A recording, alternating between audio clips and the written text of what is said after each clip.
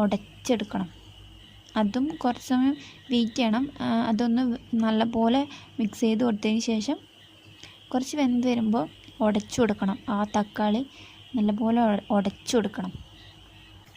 ഇത് നല്ലപോലെ മിക്സ് ചെയ്ത് ഉടച്ചു കൊടുത്തതിന് ശേഷം പിന്നിടാനുള്ളത് മസാലകളാണ്. അതിലേക്ക് വേണ്ട മസാലപ്പൊടികൾ, അതിലേക്ക് ആവശ്യത്തിനുള്ള മുളക് പൊടി ഇടുക.